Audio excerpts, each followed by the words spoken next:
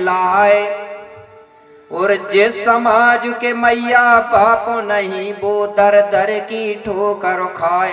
है ना, हर समाज की भाषा होती है, हर समाज का धर्म होता है। तो जो भाषा होती है वो समाज की माँ कहलाती है और जो धर्म है वो पिता कहलाता है।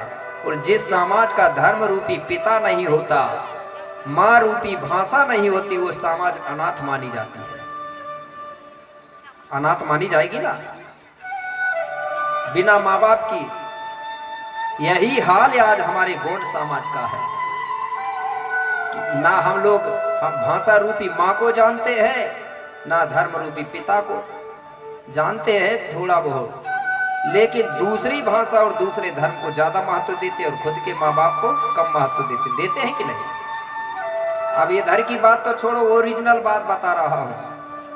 कोई ऐसा नहीं है, बहुत कम लोग होंगे जो अपने माँ बाप के पैर तो पड़ते ही नहीं होंगे और दूसरे के पैर पड़ने के लिए आगे आगे, है कि नहीं? बात सही है ना।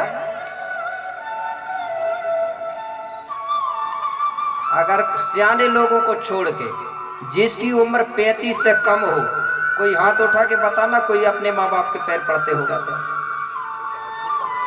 35 से कम नहीं है ना ये, तो बात वही हुई ना, दूसरे धर्म भाषा को पैर पड़ेंगे लेकिन खुद के माता पिता का नहीं। महिलाएं हंस रही है, यहां भी देखूंगा मैं कौन कौन है ऐसी महिला जो रोज अपने पति के पैर पड़ती। जरा हाथ उठाना सुबह सुबह, एक ही देखे ना बात। तो दूसरे को महत्व देते हैं और खुद को नहीं देते ना, जबकि भूमिका कितने अच्छे से सिखाता, ये चीज सिखाता जब विवाह होता है, सिखाता कि नहीं सिखाता। अंतिम जब विवाह समापन होने लगता है ना, तब जो तोरण उरण का काम रहता है उस समय गोबर फेंकता है, उस समय वो पैर पड़ाना सिखाता है कि नहीं भूमिका गुरु, कि तुम्हारे देवता के बराबर इनके पैर पड़ना। सास ससुरों के पैर पड़ाता है और फिर पता नहीं क्यों, और नई नई रहती हैं तो ये बराबर मायके भी जाती हैं तो पैर पड़ के जाती है कि नहीं जाती। और जब पुराने से हो जाते हैं, पता नहीं कौन सी भूलन बेल लग जाती, फिर पढ़ना ही बंद कर देती है। करते हैं कि नहीं करते? इससे तो मुझे ऐसा लगता है कि नया नया अच्छा लगता है, पुराना बेकार होने लगता है। यही तो नहीं है, इसलिए तो कई महिलाएं तीजा उपास रह रही है। जबकि मुझे मालूम है तीजा उपास कौन रहती थी, जिसका विवाह नहीं होता था वो रहती थी। क्यों रहती थी? कि मुझे अच्छा पति मिले करके। अब जिसका विवाह हो गया वो भी रहने लगी, जिससे मुझे ऐसा लग रहा है कि पुराना अच्छा नहीं है, दूसरा अच्छा मिले। ऐसा तो नहीं हो रहा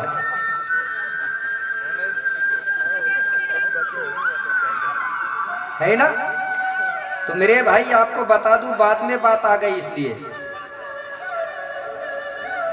गोंडी संस्कृति में कहा गया है महिलाओं के लिए, सास ससुर और पति हो गई ना तीन, सास ससुर और पति इनका करो सम्मान, और ये तीनों है देवता नहीं कोई भगवान।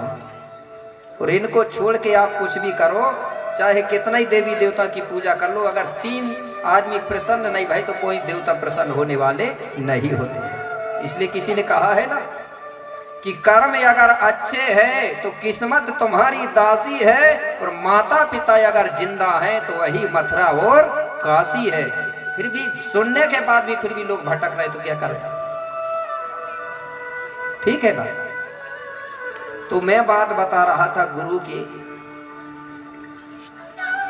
क्योंकि माता पिता और गुरु ये तीन, ये भी भगवान के बराबर माने जाते हैं। तो माता पिता और गुरु इनका करो सम्मान, और ये तीनों है देवता नहीं कोई भगवान। तो राजा बीरसा अपनी प्रजा सहित बड़ा प्रसन्न हुआ और कहने लगा, गुरुवर आप धन्य हो, बोले जो हमारी समाज जो भटकी हुई थी उसको सतमार्ग बताए। बोले गुरुदेव आज के बाद से, बोले आपने जो बताया हम वही मंत्र का उच्चारण करेंगे और धरती की सेवा करेंगे और अपना समय व्यतीत करेंगे। बोले ठीक है। गुरु विक्रमदेव कहने लगे, राजा तीन चीज और रखना याद। बोले क्या? बोले हमारे जीवन में तीन होते हैं मुख्य धर्म के काम, जिनको कहा गया है जन्म विवाह और मरण। कि जन्म विवाह मरण में राजा गोंडी रीति अपनाओ, तब होगा सबका भला। सत्य कहूं बतलाए। ये तीन जो काम होते हैं यही मुख्य हैं, और यही तीन संस्कारों में हमारे लोग भटक चुके हैं। ये काम जो तीन है, जन्म का हो, विवाह का हो, मरण का हो, ये काम कोई गुरु से सफल नहीं होता।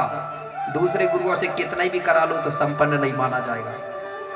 कब होता है काम संपन्न? मैंने बताया था नबी, सम और विषम गोत्र के धारी, एक दूजे के बने हैं पुजारी। अगर 6 वालों के यहाँ कार्यक्रम हो रहा है तो 7 वाले सम्मिलित होंगे तो काम सफल हो जाएगा। और ये आप लोग 1000 पंडित, 1000 ब्राह्मण बुलवा लो, अगर रिश्तेदार आके वहां धूप नहीं रखेगा, होम नहीं रखेगा, तो गोंडों का काम सफल नहीं माना जाता। नहीं माना जाता ना? कब होता है सफल? तो बताइए, बड़ा कौन है, रिश्तेदार का दूसरे धर्म का गुरु? विचार करो, रिश्तेदार से संपन्न होता है काम। और हमारे में दान नहीं चलता है, आप याद रखना, हमारे में नेंग चलता है। दान वो होता है जो मांगा जाता है कि भाई 51 रुपया ही चाहिए, 1100 ही चाहिए, दान हो गए। नेंग होता है, एक अनुसार दिया जाता है। देते हैं कि नहीं? हमारे भूमिकाओं को, सवासन को, या कोई भी रिश्तेदार उनको नेंग देते, एक अनुसार देते हैं कि नहीं? वो नेंग होता है। क्योंकि दान क्यों नहीं चलता? क्यों कि दाना दान के हम भय दे दे कर उनको दान, और कमा कमा के हम मरे और उनको बन गओ काम। आ रही बात ना समझ? तो हमारे में दान नहीं होता, नेंग दिया जाता है इच्छा अनुसार। इस प्रकार मेरे भाई रिश्तेदार के माध्यम से काम संपन्न होता है। तो बोले ये तीनों काम जब करोगे तो समाज से ही करवाना, समाज के भूमिकाओं के माध्यम से होना चाहिए। या भूमिका नहीं है तो रिश्तेदारों के माध्यम से होना चाहिए। आप ही लोगों से सुना हूं मैंने, किसी के घर में कोई काम होता है ना तो क्या बोलते हैं आप लोग? पारमी शेरमी लगेंगे। बोलते हो कि नहीं बोलते? कभी नहीं सुना मैंने सियाने बूढ़ों से कि यार महाराज लगेगा रे। बोलते हैं ब्राह्मण लगेगा करके? नहीं बोलते। वो बोलते हैं पारमी शेरमी लगेंगे। अब पारमी शेरमी बोल तो दिए, लेकिन मतलब क्या है इसका? जिसको मालूम हो तो हाथ उठा दे भाई। बोलते हैं तो मतलब क्या है? क्या बोलते हैं? नहीं जानते ना। इसलिए डॉक्टर भीमराव अंबेडकर ने कहा था कि भारत के लोग जिस चीज को मानते हैं उसका इतिहास नहीं जानते। नहीं जानते ना? हम नवा खाते हैं, 14 मानते हैं, खेरोदाई को मानते हैं, लेकिन इसका इतिहास नहीं जानते हैं। और जिसको नहीं मानते उसका इतिहास खूब जानते हैं। जानते हैं ना? जानते हैं कि नहीं जानते? चलो कोई बात नहीं, अब अपने इतिहास जानना पड़ेगा, ठीक है ना? तो पारमी शेरमी का मतलब होता है बेटी दामाद। रिलाई के माध्यम से होता है कि नहीं? मामा फुआ बेटी दामाद, ठीक है ना? तो जब तक ये सम्मिलित नहीं होते तब तक हमारा काम सफल नहीं होता। तो बोले जब भी तीनों काम कराएंगे, बोले तो सम विषम के माध्यम से संपन्न कराना। क्यों? ऐसा कराओगे तो आपका समाज का पैसा उनको नेंग भी दोगे तो बाहर नहीं जाएगा। नहीं जाएगा ना? कहाँ जाएगा? वो पैसा भी दे देंगे तो तुम्हारे बेटी दामाद के पास जाएगा। और दूसरे धर्म के गुरुओं को लाओगे तो कहाँ जाएगा वो पैसा? दूसरी जगह चला जाएगा। देना है तो बेटी दामादों को दो बोले, या अपने भूमिका गुरुओं को दो। नहीं, इनको तो दारू पिला के भुला दिए। भुला दे ना? भूमिका को ले गए, दारू पिला दिए, हो गया काम, ठीक है ना? जबकि पैसा देना था अच्छे से तो इनको देना था, अपने लोगों को नहीं। अपने लोगों को कम और दूसरों को ज्यादा। विचार करिए। तो मेरे भाई इस प्रकार गुरु विक्रम देव ने कहा कि तीनों संस्कार जो है समाज के ही लोगों के माध्यम से संपन्न होना चाहिए। गुरु विक्रम जी की बात सुनकर के राजा बीरसाह और समस्त प्रजा बड़ी प्रसन्न हुई।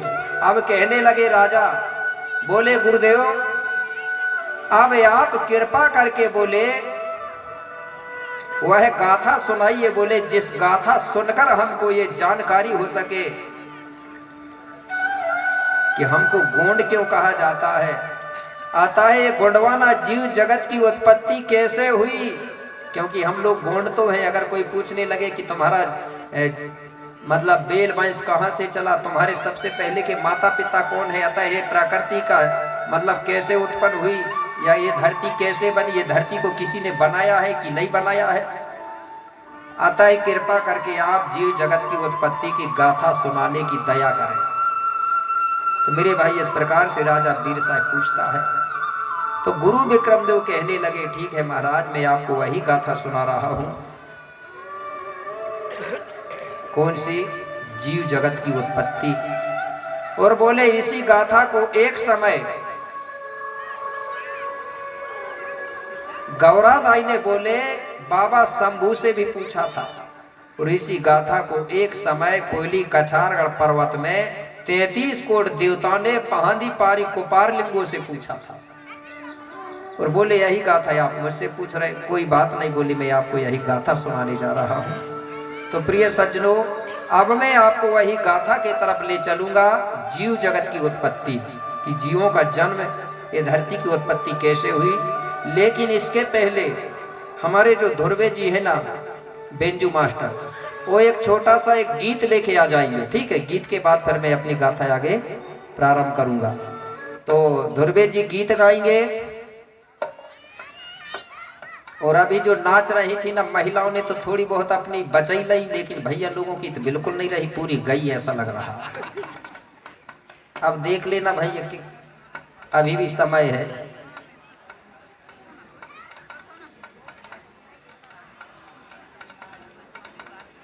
और जो फालतू की जगह वहां तो खूब नाचते होंगे। वो कौन से बाजा बोलते हैं शादी विवाह में? बैंड बाजा। नाम ही सुन के पता चलता है कि जब बाजा बैंड है तो नाचने वाले कितने बैंड होते होंगे, है ना। नाचने वाली बैंड होंगे भाई, कोई के पांव के इधर को जा रहे हैं, कोई के पांव इधर को जा रहे हैं। और अच्छी जगह में शर्म, और जिसको लगी शर्म उसका पीछे हुआ धर्म, और जो डरता है वो जल्दी मरता है। हाँ,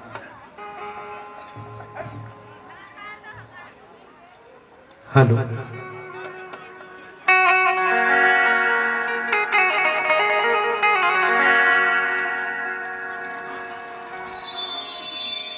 ले चलते हैं गीत के माध्यम से।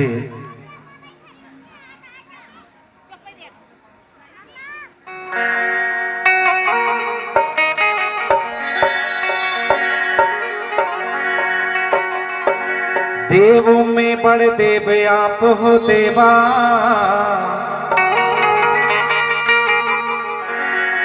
निराकार कहलावे, रंगी रूप आपके देवा, कैसे दरसो हम पावे।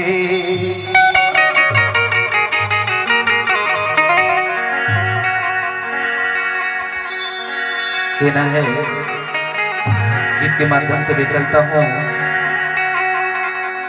जागो जागो जाग संगवारी,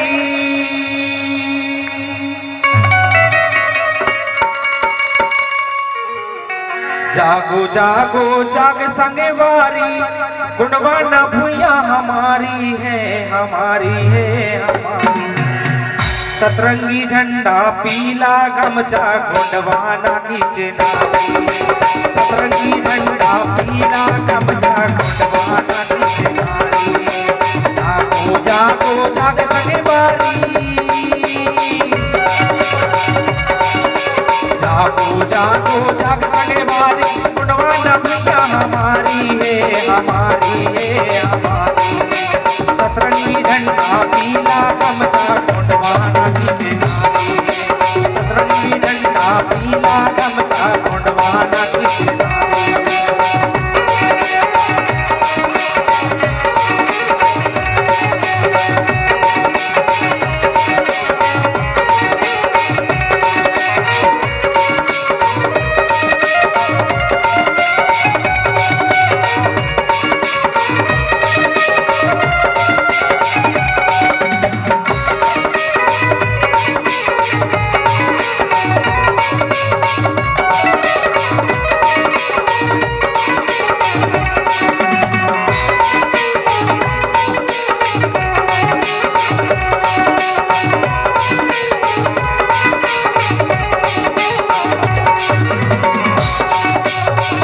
काल से रहने वाले जनौर जंगल हमारे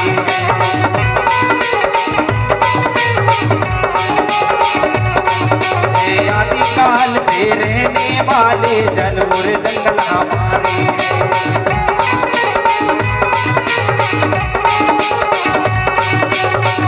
धरती के रहने वाले,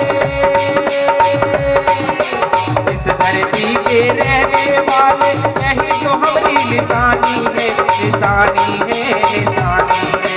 सतरंगी झंडा पीला गमछा कुंडवाना पीछे धारी है, सतरंगी झंडा पीला गमछा कुंडवाना पीछे धारी है।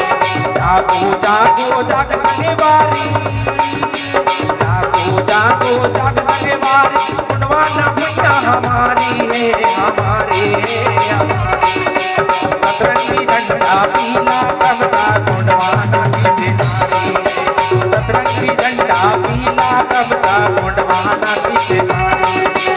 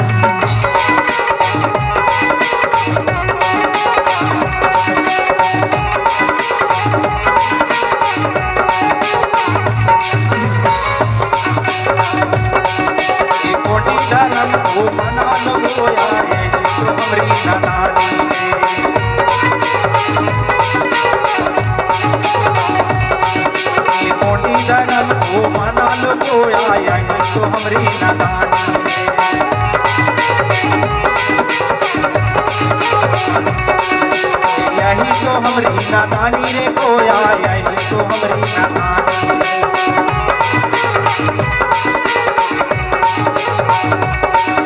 झंडा की धुर पे अर्जी करत है, झंडा की धुर पे अर्जी करत, यही तो हमरी निशानी है, निशानी है। सतरंगी झंडा पीला गमछा कुंडवाना पीछे धारी है, सतरंगी झंडा पीला गमछा कुंडवाना पीछे धारी है। जागो जागो जाग सनेवारी, जागो जागो जाग सनेवारी, कुंडवाना भैया हमारी है, हमारी है, हमारी। सतरंगी झंडा पीला गमछा कुंडवाना पीछे धारी है, सतरंगी झंडा पीला गमछा कुंडवाना पीछे धारी है, सतरंगी झंडा पीला गमछा कुंडवाना पीछे धारी है, सतरंगी झंडा पीला गमछा कुंडवाना पीछे धारी है, सतरंगी झंडा पीला गमछा कुंडवाना पीछे धारी है, सतरंगी झंडा पीला गमछा कुंडवाना पीछे धारी है। एक बार ताली बजा देंगे हमारे नाचने वाले राजकुमार और राजकुमारियों के लिए। बहुत बहुत धन्यवाद।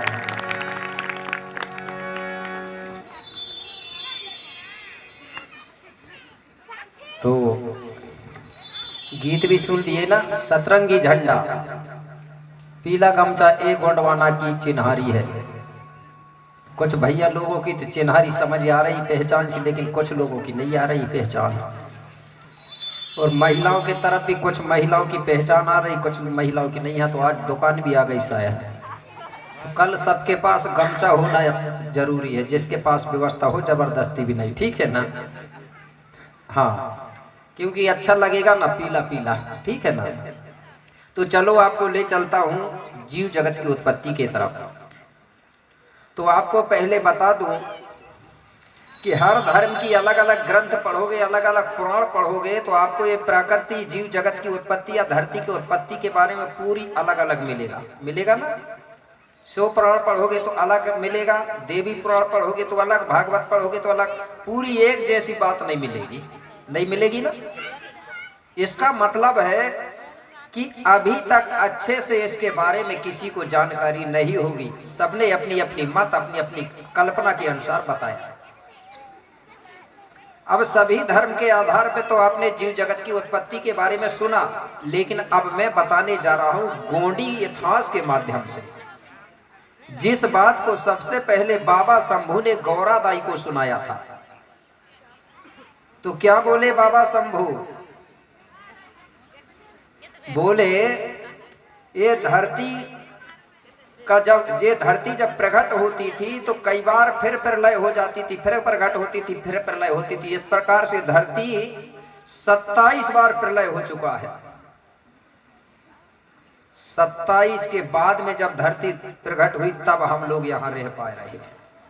तो मेरे भाई ये धरती को किसी ने बनाया है ना कोई बना पाएगा, ये धरती प्रकट होती है, ठीक है ना। ये धरती अजर अमर है। ये 5 जो तत्व शक्तियां हैं, इनके कोई माँ बाप नहीं है। ये 5 तत्वों से सबका जन्म होता है, सबका शरीर बनता है। ये कुदरती शक्ति है कि बना देंगे 5 तत्वों को, कौन बनाएगा? क्योंकि उनका पहले शरीर बनेगा तब तो वो बनाएगा, और शरीर काहे से बनेगा? ये 5 शक्तियों से ही बनता है। तो ये प्रकृति है, कुदरती है। तो क्या बोले गुरु विक्रम देव राजा वीरसाय से? बोले महाराज सुनो, एक समय की बात है। तो कैसे? चारों तरफ जल ही जल था, आज जिसका नहीं था पार। महाराज चारों तरफ जल ही जल था, यार जिसका नहीं था पार। अरे बीच में टीला एक था, यार जहाँ जीव थे 4।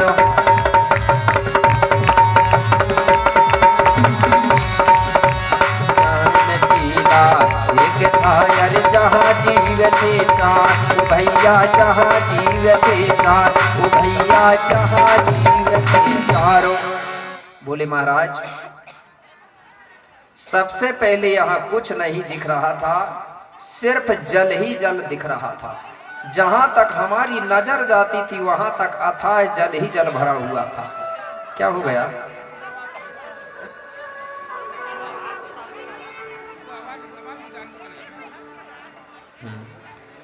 शोरगुल बंद करेंगे।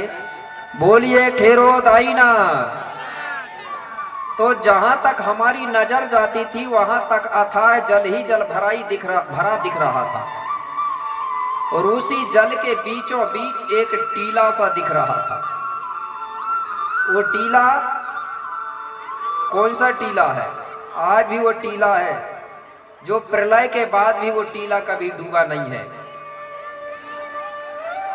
वो टीला कौन सा? जिसको आज अमरकंटक कहा जा रहा है। जब भी प्रलय हुआ है तो पूरी धरती डूब जाती थी, लेकिन वो टीला इतना ऊंचा है कि वो कभी डूबा नहीं है, इसलिए उसको अमरकोट बोला गया था। अब अमरकंटक कहने लगे। कभी नहीं डूबा, वही टीला बस पानी के ऊपर दिखाई दे रहा था, बाकी पूरी पृथ्वी पानी में डूबी हुई थी।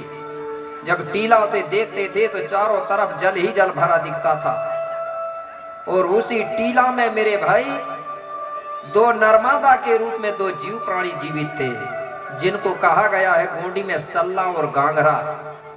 यही सल्ला और गांगरा कौन है? नर और मादा शक्ति है।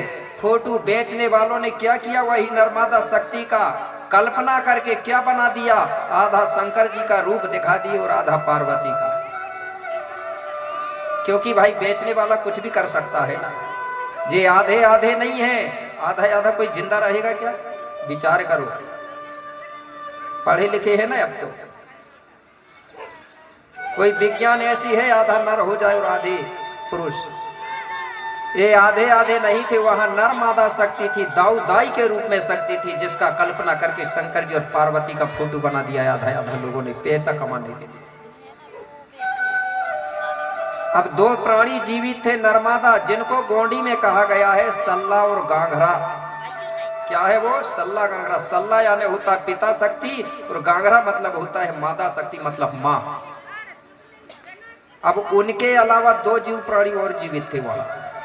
एक कछुआ जिंदा था और एक कौवा जिंदा था। इस प्रकार से 4। तो कछुआ तो पानी में तैरते रहता था, समय आने पर वो आके टीला में आराम करता था। कौवा भी उड़ के इधर उधर घूमता था, टीला में आके आराम करता। लेकिन वहां 24 घंटा मात्र 2 जीव प्राणी रहते थे, सल्ला और गांगरा। इस प्रकार से वो समय बिता रहे थे। धीरे धीरे समय बीतते गया। कुछ दिनों के बाद में सल्ला गांगरा की क्रिया प्रक्रिया से मतलब माता पिता की सहयोग से 2 अंडालों का जन्म हुआ। किसको जन्म दिए सल्ला गांगरा ने? 2 अंडालों को।